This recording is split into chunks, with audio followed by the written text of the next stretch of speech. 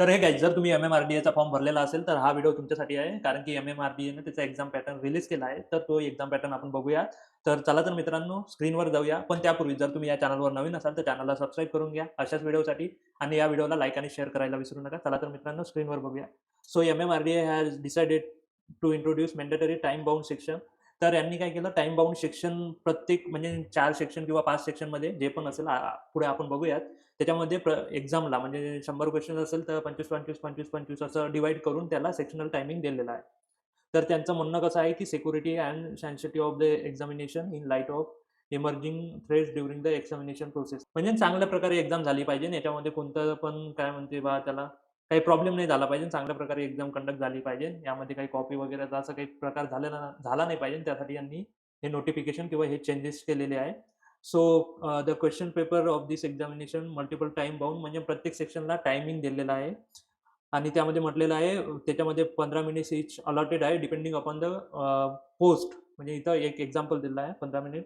Candidate will be restricted from proceeding the next section until, म्हणजे त्यांना काय करायचं आहे, तो जो सेक्शन आहे तेवढ्या टाईममध्ये पूर्ण करायचा आहे. त्याच्या आधी ते नेक्स्ट सेक्शनवर जाऊ नाही शकत, आणि एक वेळेस आधीचा सेक्शन जर सबमिट झाला तर पुन्हा त्या सेक्शनवर येऊ नाही शकत, असं डायरेक्टली म्हणणं आहे. त्यानंतर तिसरा पॉईंट बघा, the candidates are given the option to mark any questions whether attempted or not for review. This means that candidate can go. म्हणजे त्यांनी असं म्हटलं आहे की रिव्ह्यूमध्ये तुम्ही टाकू शकता क्वेश्चनला पर्टिक्युलर सेक्शनमधला पर्टिक्युलर टाईममध्ये, आणि पुन्हा येऊन ते तिथे रिअटेम्प्ट करू शकता. हे एक ऑप्शन आहे म्हणते, जे की नॉर्मली असतेच. फक्त यांचं म्हणणं आहे की रिव्ह्यूवाला जे आहे ते इव्हॅल्युएट होती, म्हणजे तुम्ही मार्क करून त्याला इव्हॅल्युएट रिव्ह्यूसाठी टाकला आणि मग ते त्याच्यावर तुम्ही पोहोचले नाही शेवटपर्यंत, तर त्यावाला जो ॲन्सर तुम्ही मार्क केलेला आहे तो कन्सिडर केला जाईल. ॲज अ ॲन्सर्ड क्वेश्चन त्याला म्हटलं जाईल.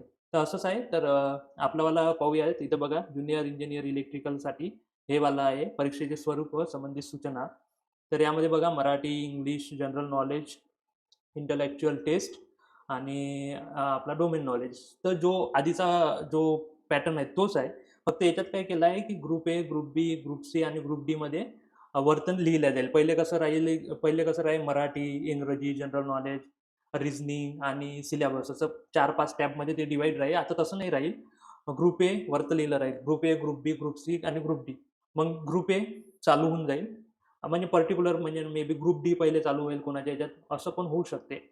सो ग्रुप ए चालू झाला, त्याच्यात तुमचे मराठीचे 5 प्रश्न राहील. त्यानंतर इंग्रजीचे 5, मग जनरल नॉलेजचे 5, जनरल नॉलेजचे 3, इंटेलेक्च्युअल टेस्टचे 2 आणि तुमच्या टेक्निकलचे 10.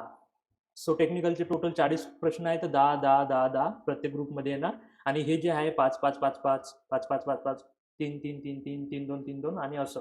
तर मराठीचे किती येणार, 5-20 प्रश्न येणार. त्यानंतर इंग्रजीचे जर पाहिले तर 5-20 प्रश्न येणार. त्यानंतर जनरल नॉलेजचे 3 आणि 2 5, 3 आणि 2 5, 5 आणि 5 10 प्रश्न. त्यानंतर इंटलेक्च्युअल टेस्टचे किती येते, 3 आणि 2 5, 3 आणि 2 5 10 प्रश्न. त्यानंतर हे 40 प्रश्न, 40-40, 80-20 असे टोटल 100 प्रश्न तुम्हाला एक्झाममध्ये येणार आहे. फक्त ते डिवाइड करून दिलेले आहे. तर तुम्हाला या सेक्शन वाईज म्हणजे ना, आता बघा, टोटल 25 प्रश्न येणार एका ग्रुपमध्ये, 25, 25, 25, 25, आणि त्याला 30 मिनिटं भेटणार. 30, 30, 30 आणि 30. तर असं 30, 30, 60, 120 मिनिटात तुम्हाला 100 प्रश्न करायचे आहे. आणि 100 प्रश्न पण तसं नाही, सेक्शन वाईजमध्ये आहे 25, 25, 25, 25, आणि ते तुम्हाला 30, 30, 30 मिनिटात करायचे आहे.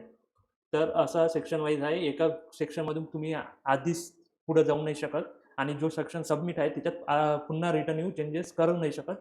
हे त्या पॉईंट नंबर 2 लिहिलेलं आहे. पुन्हा एक वेळेस वाचून घेऊ. The question paper in this examination will be divide into multiple times bound group. For example, हे स्टेनोग्राफरचं एक्झाम्पल दिलेलं आहे. प्रत्येकाला त्यांना 15 मिनिटं आहे. Candidate will be restricted from proceeding to the next section until they complete the allotted time for the previous section. म्हणजे पुढे जाऊ नाही शकत, जे मी आधी सांगितलं. Additionally candidate will not be allowed to review the question or modify their response for the group that completed for its allotted time. The question for the next section will be start automatically.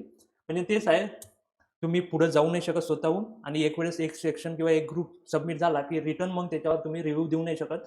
तर तुम्हाला काय करायचं आहे, प्रत्येक group as a एक taste म्हणून consider करायची आहे, आणि त्याच्यातच तुम्हाला पहिले इझी सॉल्व्ह करायचे आहे, मग मॉडरेट सॉल्व्ह करायचे आहे, मग हार्डवाले सॉल्व्ह करायचे आहे. 30 मिनिटाच्या टाइम फ्रेममधून तुमच्या अकॉर्डिंग टाइम फ्रेम तुम्ही डिवाइड करा की तुम्ही कशा प्रकारे सॉल्व्ह करणार. तर असे A, B, C, D असे 4 ग्रुप तुम्हाला करायचे आहे. तर बाकी हे वालं इलेक्ट्रिकल आहे. बाकी हे स्टेनो टायपिस्टसाठी पण दिलेलं आहे. याला 25-25 मिनिटं आहे. मग सर्वेअरसाठी 25-25 मिनिटं असं दिलेलं आहे आणि अकाउंटसाठी 30-30 मिनिटं. त्यांनी जस्ट एक्झाम्पल दिलेलं होतं पेपर म्हणजे पॉईंट नंबर 2 मध्ये. तर याच्यात हेच म्हटलं आहे की सिक्युरिटी आणि सेन्सिटिव्हिटी ऑफ द एक्झामसाठी हे सगळं करण्यात येत आहे. तर तुम्हाला काही याच्यामुळे फारसा फरक पडायला नको. कारण की अभ्यास झाला असेल तर तुम्हाला कसे प्रश्न दिले तर एखाद्या मध्ये 40 टेक्निकलचे सोडवायचे, तुम्ही 10-10 सॉल्व्ह करा. आणि माझ्या अकॉर्डिंग तुम्हाला पहिले टेक्निकल करायचं आहे. त्याच सेक्शनमध्ये पहिले टेक्निकल करा. त्यानंतर त्यानंतर तुम्ही मराठी करा. इंग्लिश चांगलं असेल तर इंग्लिश करा. त्याच्यानंतर सामान्य ज्ञानमधून पण तुम्ही एक वेळेस जाऊ शकता. जे तुम्हाला येत असेल ते मार्क करू शकता. आणि इंटेलेक्चुअल टेस्ट आणि जे आपल्या टेक्निकलचे न्यूमेरिकल वगैरे आहे ते सगळ्यात शेवटी करायचं, असं तुम्ही सॉल्व्ह करू शकता. आय होप तुम्हाला ह्या एक्झाम पॅटर्न फॉर MMRDA समजलेला असेल आणि तुम्ही हे एक्झाम फार चांगल्या प्रकारे टॅकल कराल. सेक्शनल टायमिंगमुळे किंवा ग्रुपमध्ये डिवाईड केल्याने तुमचा जर अभ्यास असेल तर त्यावर फारसा फरक पडणार नाही. एवढंच आहे की तुम्हाला हे आधी पाहून गेलेला पाहिजे तुम्ही की हा हे ग्रुपमध्ये डिवाईड आहे. नाहीतर तुम्हाला जर हे माहीत नसेल आणि तुम्ही डायरेक्ट गेले मग आरामानं करत आहे. माहीत पडलं तिथं जाऊन तुम्हाला माहीत पडलं का अरे सेक्शनल टायमिंग आहे आणि मग प्रॉब्लेम होणार, असं नाही होत. तरी ते सांगतात तिथे इन्स्ट्रक्शन. तरी पण आपण आपल्यावाल्या परीने ऑलरेडी सगळं माहीत असलेलं बरं. त्यासाठी हा व्हिडिओ मी बनवलेला आहे. आय होप तुम्हाला हे क्लिअर झालेलं असेल. एवढी मोठी गोष्ट नाही, पण एक वेळेस बघून गेलेलं कधी पण चांगलं. तर आय होप तुम्हाला हा व्हिडिओ आवडलेला असेल. तर भेटूया नेक्स्ट व्हिडिओमध्ये. तेव्हापर्यंत जय हिंद, जय महाराष्ट्र.